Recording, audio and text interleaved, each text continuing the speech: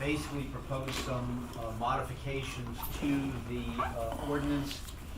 We also took the opportunity, Mayor, to clean up some of those typos that were pointed out to us by a gentleman from the public. I don't recall his name, but he pointed out at least 2 occasions where the word area should have been the word acre, and we made those changes, and we spotted one other typo, and you should have basically a red line copy which has strike-throughs for what comes out and then underline for what is proposed in terms of the changes. So with respect to the TH8AH zone, which is the proposed zone that would directly abut Liberty Green, what we did is essentially we did 3 things. Again, as an outgrowth of the meeting, and also as an outgrowth of the concerns that were raised by members of the public, many of whom were residents of Liberty Green at the initial hearing that we held on this ordinance, I guess it was last week. And there seemed to be a common theme in terms of threshold concerns. And one of the threshold concerns was the placement of the affordable housing buildings on the site, and there was a concern that those affordable housing buildings would not be placed essentially close to the common property line with the, which would be the boundary line of the existing TH8 district, which is the district of which Liberty Green is a part. And similarly, there was a concern expressed that there not be any kind of recreational facilities, indoor or outdoor, active, communal, community centers, pool, whatever, also close to the backyards of the nearest townhouses, which basically are closest to that common lot line. Mm-hmm. So essentially what we did is we proposed that, and if you want to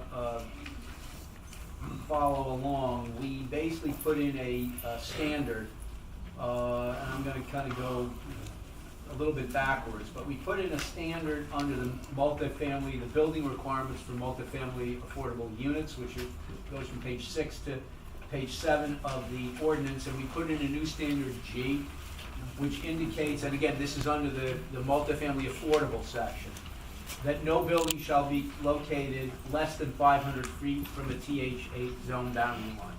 Now we know we have a large parcel of land of 27.5 acres, and notwithstanding that, we also know that there are some physical and environmental constraints on that land. It is a fairly big piece of property, and we believe there's certainly room to basically maintain the affordable section, which is a rental section per our settlement agreement, a distance of at least 500 feet from that TH8 boundary line.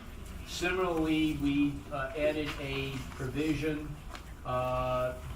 under the common accessory buildings and facilities, which would include, again, the recreation, social, communal facilities, active, rec, indoor, out, that they be located at least 300 feet from any TH8 zone boundary line.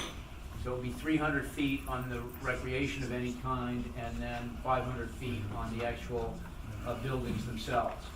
The other major change that we put in, there was concerns about the setbacks, and I think as I informed the public and the Township Committee when we negotiated this zoning, we basically agreed with certain modifications to follow TH8 standards with regard to setbacks. And so, notwithstanding the fact that residents were looking for greater setbacks, we felt bound by sticking with that. It was part of the terms of the settlement agreement, and as you well know, Mayor, we also have to deal with the sisters and their expert and their attorney on the other side, and we're sort of balancing the equities, if you will. So what we decided to do to sort of beef up the buffer, because we couldn't increase that setback beyond the 50 feet, which exists in the ordinance now. As you may recall, we had a 25-foot buffer, but we put in strengthening language in that buffer based on a recommendation by one of the representatives of the homeowners that that buffer has to provide an effective year-round screen. So we know, for example, that there's some existing woods in that intervening area, but you know, we you know, we would have to understand the quality of that vegetation. It may not be a year-round screen. It's likely to have to be supplemented to provide that effective year-round screen, because we do know that deciduous trees lose their leaves. And we also know that some of the evergreen, particularly white pines, lose their limbs at the lower level. So we think that this provides a safeguard at the time any application comes in before the planning board by the addition of that particular language.